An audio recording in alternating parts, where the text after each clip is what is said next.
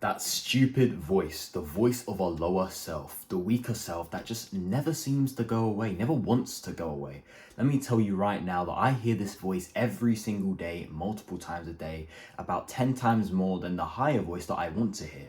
Stop working, relax, go watch some porn, self-improvement is stupid. Listen, it's completely impossible to remove this voice forever, but there are many ways to quieten the voice down and not get any of the urges of what the lower self is telling us to do, or that voice wants us to do. I know this because I am now able to control this voice and not let the lower self completely take over my life. I have the power, not my lower self. And this is how I do it. Firstly, well, actually, before we even get into the first way, I need to explain to you why it's so easy to give into this lower voice. Because it comes when we are not fully conscious. It pounces when we are weak, not present without our guard up. So then when it does arrive and come to us, we hear it. We are only thinking of how good that instant gratification is going to be instead of, thinking how badly we're going to feel after it. So the first way to kill that voice off straight away is to be conscious. You should rest. No.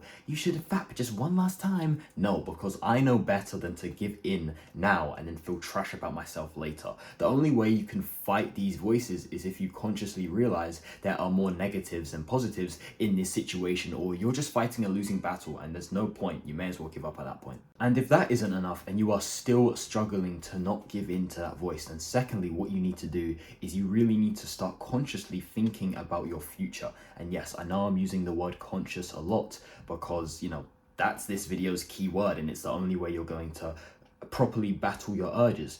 I want you to think to yourself, if I was to fap right now, for example, let's just use fapping because I always use fapping as that main degenerate habit.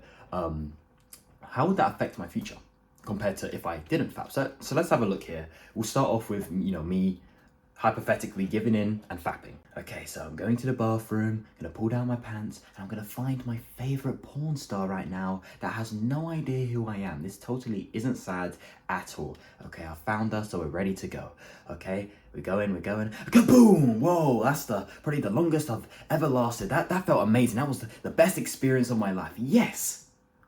Oh no, what have I done? Oh, I've broken my no-fap streak. No, now I regret it, right? And what ends up happening is you not only regret it for a day or two, but depending on how ambitious you really are, knowing you gave in to that weakness, right? And just deeping it, that you let a woman that you don't even know control you, have power over you, like have a freaking leash around your neck and drag you around, right?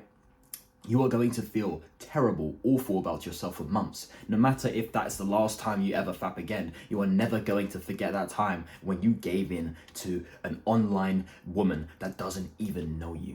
It's just disgusting. And to basically sum up what you have just done, you have paid for 5, maybe 10 minutes of pleasure if you're lucky, for days, weeks, months, maybe even years, depending on the type of person you are. Years of pain. Think with your head, mate, just not always your pee-pee. Compared to if you didn't fap, okay, I have the urges for like a couple minutes, but then I decide to go and distract myself by doing something productive, exercising, going on a walk, reading, whatever it is. And then in less than 5 minutes, the urges are gone. You see how easy that was, right?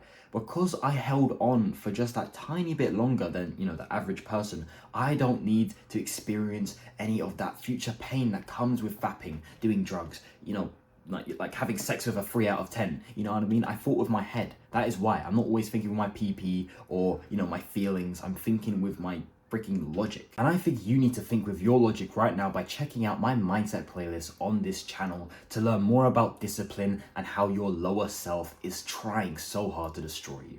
Thank you for watching as always. Take care and peace. Bye-bye. Have a great day.